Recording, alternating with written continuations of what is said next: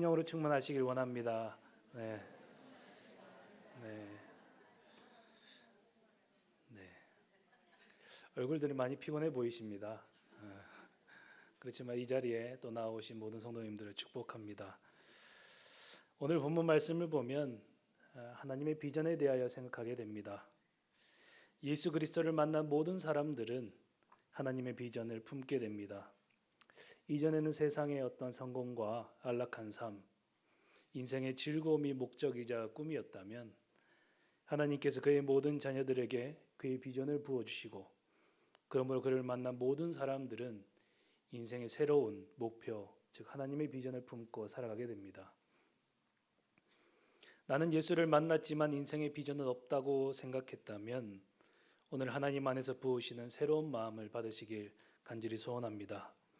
사도 바울은 이 비전을 다르게 부르심이라 표현하기도 했습니다. 우리는 세상 가운데 하나님의 은혜로 오직 그의 긍휼과 은총으로 말미암아 구원을 받은 사람들입니다. 하나님은 구원한 모든 이들에게 삶의 정체성이 되는 비전을 부여하시기 원하십니다.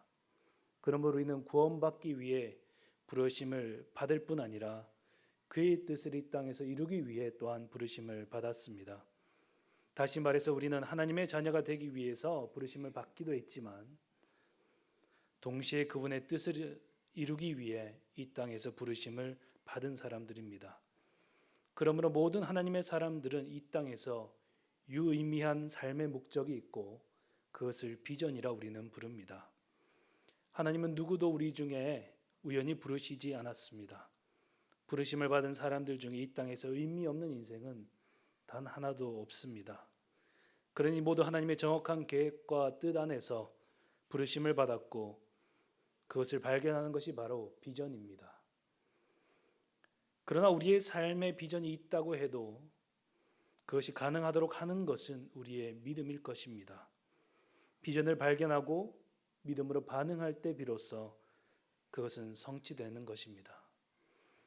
영국의 유명한 목회자이자 설교가인 짐 그레함은 이렇게 말했습니다. 믿음이 없는 비전은 성취가 안 되고 비전이 없는 믿음은 항상 제한적이기 마련이다. 다시 한번 읽어드리겠습니다. 믿음이 없는 비전은 성취가 안 되고 비전이 없는 믿음은 항상 제한적이기 마련이다. 하나님은 우리에게 비전을 가지고 믿음으로 걸어가길 요청하십니다. 그리고 그런 사람들만이 비전이 성취되는 것을 보게 될 것입니다. 간혹 어떤 분들은 그저 하루하루 잘 믿으면 되었지 내게 특별한 비전 없다고 말할지도 모르겠습니다. 그러나 비전이 중요한 더욱 특별한 이유가 있습니다. 그것은 비전을 가지고 믿음으로 걸어가는 사람은 그 내면 안에서 날마다 하나님의 임재를 발견하게 되기 때문입니다. 비전은 단순한 목적이나 목표가 아닙니다. 우리는 인생의 비전을 향한 믿음의 걸음 속에서 다시 말해 비전을 성취해가는 과정에서 날마다 하나님의 임재를 경험하고 하나님 안에서 성숙해 가기 때문에 믿음의 비전은 더욱 특별한 것입니다. 사도 바울은 오늘 본문에서 자신의 분명한 비전을 선포하고 있습니다. 우리가 잘 아는 바와 같이 로마서는 사도 바울의 3차 전도 여행의 마지막 무렵에 AD 57년경 아니면 약 60년경에 고린도에서 쓰여졌습니다. 3차 전도 여행 중 거의 마지막에 다다랐을 때 고린도에서 약 3개월의 사역 기간 동안 사도 바울은 로마서를 썼고 그 마지막에 15장에 그의 새로운 비전을 선포하고 있습니다. 이미 바울은 1차, 3차, 2차, 3차 전도 여행을 통해서 많은 지역을 다니며 교회들을 세웠으며 수많은 놀라운 사역들을 감당해 왔습니다. 그러나 오늘 본문을 통해 보는 것은 그가 여전히 또 다른 비전을 품고 새로운 믿음의 여정을 준비하고 있다는 사실입니다. 그중 하나는 바울이 원했으나 여러 번 막혔던, 오늘 22절에 보면 여러 번 막혔던 로마 교회에 방문하여 복음의 충만한 복을 나누겠다는 것이고, 다른 하나는 당시 땅끝이라 생각했던 서바나, 스페인으로 가겠다는 것이었습니다. 사도 바울의 비전은 늘 현재 진행형이었습니다. 그는 과거를 회상하며 추억에 잠기지도 현실에 잠식되어 미래를 바라보지 못하지도 않았습니다. 그는 매일 주신 사명에 따라 오늘을 살아갔고 주신 비전을 따라 내일을 바라보았습니다. 여기서 오늘 본문을 통해 한 가지 주목해야 할 것은 바울은 늘 비전을 품고 살았으나 현재, 그러니까 바로 지금 해야 할 일들을 잊지 않았다는 것입니다. 사도 바울은 로마 교회를 향한 그리고 서바나를 향한 그의 비전을 선포하면서 오늘 자신에게 주어진 사명을 분명히 이해하고 전하고 있습니다. 그것은 3차 전도 여행을 통해 이방인 교회들이 준비한 연보를 예루살렘에 전달하는 것이었습니다. 비전을 위해서라면 고린도 교회, 아테네가 있는 고린도 지역에서 바로 로마 교회와 서바나로 가는 것이 훨씬 더 바람직합니다. 예루살렘으로 다시 돌아가는 것은 역방향으로 가는 것이지요. 그래서 사도 바울은 예루살렘에 갔다가 다시 로마로 그리고 서바나로 가기로 결정했습니다. 시간도 많이 걸리고 동선으로도 복잡합니다. 그리고 고린도를 떠나 3차 전도 여행을 마치며 예루살렘을 향해 가는 여러 도시에서 기록된 말씀을 보면 바울은 여러 사람들부터 예루살렘으로 가지 말라는 이야기를 듣게 됩니다.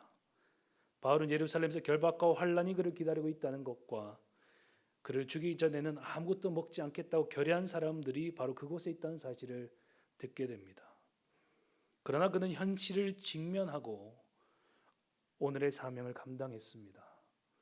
그는 현실을 피해 비전을 향해 간 것이 아니라 현실을 뚫고 미래의 비전을 향해 걸어간 것이었습니다. 그런 상황 속에서의 바울의 고백이 바로 사도행전 20장 24절의 말씀입니다. 제가 읽어드리겠습니다. 내가 달려갈 길과 주 예수께 받은 사명 곧 하나님의 은혜의 복음을 증언한 일을 마치려 하면은 나의 생명조차 조금 더 귀한 것으로 여기지 아니하노라. 우리는 미래의 비전을 바라보며 현실을 외면하거나 회피하지 않습니다. 비전을 선포하며 현실로부터 도피하지도 않습니다. 우리는 오늘 우리가 직면한 현실을 믿음으로 감당하며 그리고 충실하며 그 모든 걸음이 믿음의 비전으로 이끈다는 것을 다시 한번 기억해야겠습니다. 사랑하는 성도 여러분, 현실을 직면하고 그리고 그것을 뚫고 비전을 향해 나아가시기를 간절히 소원합니다. 다음으로 사도 바울의 비전은 성취되었으나 그 과정이 그가 바라는 대로 그의 생각대로 아니었을 때가 많다는 것입니다. 바울은 1차 전도 여행을 마치고 성경에 보면 2차 전도 여행을 시작하며 꼭 가고 싶은 도시가 있었습니다. 그것은 바로 에베소 지역의 에베소였습니다. 에베소 지역을 향하여 사도 바울은 가기를 원했지만 그래서 그는 1차 전도 여행 중 방문한 도시들과 교회들을 다시 2차 전도 여행에 방문한 후에 이제 그 갈림길에서 에베소를 향해 가려고 했습니다. 근데 그때 그 갈림길에서 마게도냐로 건너와서 우리를 도우라는 환상을 그는 보게 됩니다. 그런데 2차 전도 여행 중에 에베소 지역을 향해 가기를 원했지만 성경은 성령이 그것을 허락하시지 않았다고 기록하고 있습니다. 그의 뜻과 계획이 꺾이고 하나님은 그분의 뜻에 순종하기를 그에게 요청하셨습니다. 오늘 본문 22절에도 그가 로마에 있는 교회를 방문하기를 원했고 그러리라 생각했지만 여러 번 길이 막혔다고 표현하고 있습니다. 또한 로마에 가게 되는 방식이 그 이후에 예루살렘에서 체포되어 로마 군인들에 의해 호송되어 갈 줄은 그는 아마 생각하지 못했을지도 모릅니다. 그는 믿음의 비전을 향해 걸어가는 많은 걸음들 속에서 자신의 생각과 다른 상황들을 직면해야 했고 자신의 뜻이 아닌 그분의 뜻에 순종해야 하는 많은 상황들을 경험했습니다. 그러나 중요한 것은 그 모든 비전이 성취되었다는 사실입니다. 바울은 3차 전도 여행 중에 2차 전도 여행이 끝나고 3차 전도 여행 중에 결국 에베소를 방문하게 되고 하나님 그곳에서 3년이라는 오랜 시간을 사역하도록 허락해 주셨습니다.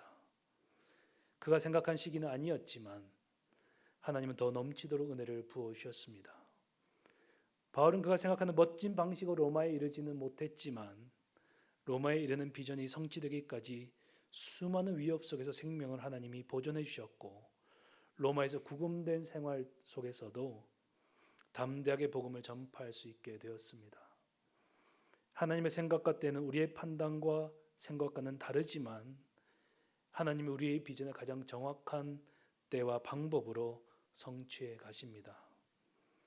그리고 로마의 길이 여러 번 막혔지만 그랬기 때문에 로마서라는 다시 없을 놀라운 서신서가 쓰여지게 되었습니다. 또한 로마에서의 구금 생활 동안 많은 서신서들이 집필되어 오늘까지 우리에게 전해져 오게 되었습니다.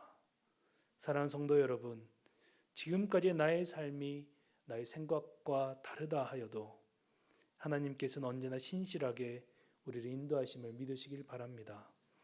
오늘 소망 없고 더 이상 비전이 없다고 혹시 한탄하고 있다면 여전히 우리의 삶에 함께 하시며 부르심의 소명을 향해 이끄시는 성령님을 다시 발견하실 수 있기를 간절히 소원합니다. 그리하여 사도 바울과 같이 그 비전이 나를 향한 그 부르심이 성취되는 것을 반드시 보실 수 있기를 간절히 소원합니다. 그리고 마지막으로 바울은 그의 인생의 마지막 비전인 서바나로 가리라는 믿음의 선포를 오늘 본문에서 하고 있습니다. 로마에서 구금된 바울이 정말 서바나로 갔는지 성경은 더 이상 기록하고 있지 않습니다. 1세기 말 로마의 교부였던 클레멘트가 쓴 고린도 교인들에게 보내는 편지에서는 이렇게 기록하고 있습니다. 바울은 온 세상에 의를 가르쳤으며 그가 서방의 끝에 도달했을 때 통치자들 앞에서 증거하였으며 이와 같이 하여 이 세상을 떠났다라고 기록하고 있습니다. 이 기록에는 바울이 서바나에 도착했고 거기서 복음을 증거했다고 기록하고 있지만 이 기록만 가지고 바울이 로마에 갔다고 말하기는 어렵습니다. 성경은 그 비전이 어떻게 성취되었는지 기록하고 있지 않기 때문입니다. 그러나 1세기 문헌들과 전승들을 볼 때에 바울이 로마에서의 구금 이후에 또 다른 전도 여행을 떠났고 흔히들 그것을 5차 전도 여행이라 부르기도 합니다. 그 기간 중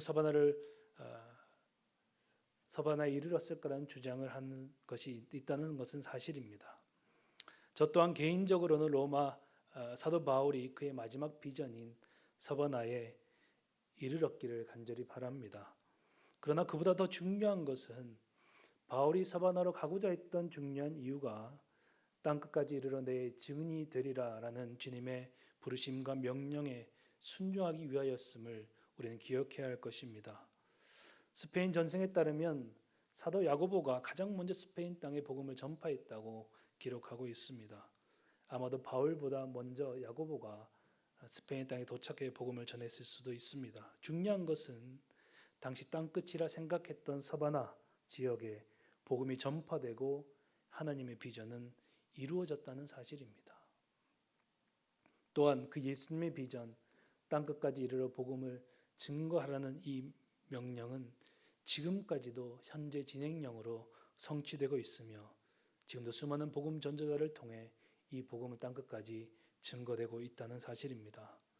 우리가 더 본질적으로 기억해야 할 것은 하나님의 비전은 성취되고 그의 나라는 부르심을 받은 사람들 통해 확장되어 왔고 지금도 확장되고 있다는 사실입니다. 바울을 향한 부르심과 비전은 지금도 하나님의 은혜 안에서 성취되어 가고 있다는 사실입니다. 사랑하는 성도 여러분, 새롭게 시작하는 이 한 해는 믿음의 비전이 성취되는 시간들이 되기를 간절히 소원합니다. 오늘 내 삶에 주어진 현실을 뚫고 비전을 향해 나아가시기를 바라고 과거나 오늘이나 내 생각과 그 걸음이 다르고 상황이 다르다 하여도 하나님의 뜻과 그분의 인도하심을 믿고 매일매일 믿음의 비전을 따라 걸어가시기를 간절히 소원합니다. 그리고 여러분의 삶을 통해 그분의 뜻을 이루시고 하나님 나라를 확장하시기 원하시는 하나님의 마음이 여러분의 삶에 임하여 매일 새롭게 소망하고 기대하며 나아가는 한 해가 되시기를 간절히 소원합니다. 함께 기도하겠습니다. 살아계신 아버지 하나님,